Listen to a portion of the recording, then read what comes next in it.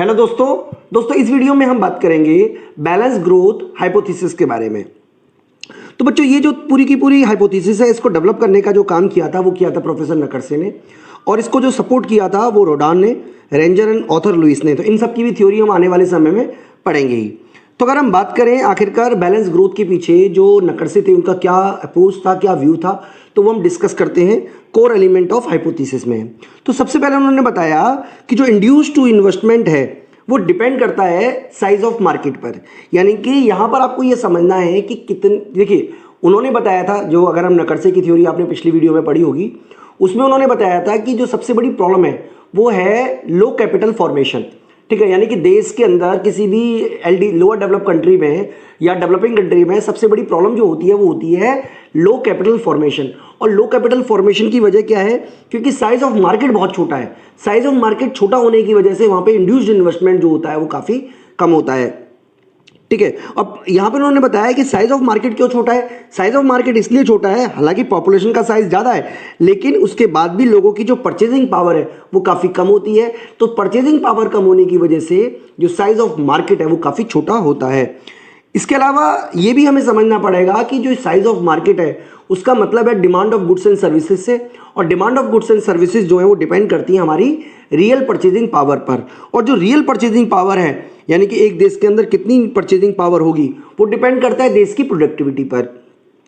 तो उन्होंने बताया कि जो लो परचेजिंग पावर इसलिए है क्योंकि लो प्रोडक्शन है, लो प्रोडक्शन इसलिए है क्योंकि लो प्रोडक्टिविटी है, और लो प्रोडक्टिविटी इसलिए है क्योंकि लो कैपिटल इंटेंसिटी है। तो यहाँ पर लो कैपिटल इंटेंसिटी का क्या मतलब है कि हम के जो लोअर डेवलप कंट्री होती है या एलडीसी होती है उनके पास में कैपिटल की मात्रा कम होती है। कैपिटल की मात्रा कम होने की वजह से वहां पे प्रोडक्टिविटी कम होती है, प्रोडक्टिविटी कम होने की वजह से प्रोडक्शन कम होता है, प्रोडक्शन कम होने की वजह से इनकम कम होती है, इनकम कम होने की वजह से परचेजिंग पावर कम होती है, परचेजिंग पावर कम होने की वजह से साइज ऑफ मार्केट कम होता है, साइज ऑफ मार्केट कम होने की वजह से इंड्यूस्ड इन्वेस्टमेंट कम होता है, और इंड्यूस्ड इन्वेस्टमेंट कम होने की वजह से वहां पर फिर से लो प्रोडक्टिविटी बनी रहती है। तो इसको उन्होंने तोड़ने के लिए जो मेथड बताया वो बताया कि हम एक साथ बैलेंस ग्रोथ करें। तो यहाँ पर हमें समझना है कि ये जो कॉब वेब है, यानी कि जाल जो है of limited size of market and low induced investment can be broken only through the simultaneously invest across various industries. तो उन्होंने किस बारे में बात की? Simultaneously increase in various industry, यानी कि सभी के सभी उद्योगों में, सभी की सभी इंडस्ट्री में एक साथ डेवलपमेंट करने का प्रोसेस शुरू करना चाहिए, जिसको कि रोडान ने बड़े धक्के का सिद्धांत या बिग पुश थ्योरी कहा था। तो बच्चों बिग पुश थ्योरी भी हम आगे पढ़ेंगे ही। ठीक है, it is the argued that one sector generate demand for another sector, यानी कि उनका ये मानना था कि अगर एक सेक्टर में आप इन्वेस्टमेंट करोगे तो क्या होगा कि वो सेक्टर तो चलो डेवलप हो जाएगा, लेकिन वो केवल अपने ही कपड़े, अपने मान लीजिए किसी जूते वाली कंपनी में आपने इन्वेस्टमेंट किया तो जूते वाली कंपनी का जो व्यक्ति है उसको तो पैसा मिलेगा, लेकिन वो क्या करेगा, केवल जूते तो नहीं खरीदेगा, वो और भी सामान खरीदेगा, लेकिन वहां पर तो सामान है ही नहीं, प्रोडक्शन है ही नहीं।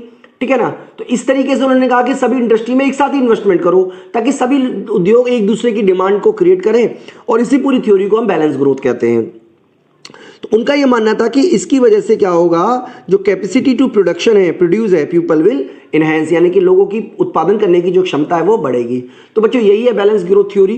देखिए बैलेंस ग्रोथ थ्योरी को अगर मैं शब्दों में, सरल शब्दों में बताना चाहूं तो बैलेंस ग्रोथ थ्योरी कहती है कि जो अल्प विकसित देश हैं, जो डेवलपिंग कंट्री हैं, उनकी सबसे बड़ी जो प्रॉब्लम है वो है लो लेवल ऑफ इन्वेस्टमेंट या इंड्यूस्ड इन्वेस्टमेंट का कम होना। और इंड्यूस्ड इन्वेस्टमेंट को बढ़ाने के लिए हाँ ये जरूरी है कि लोगों की परचेजिंग पावर बढ़े।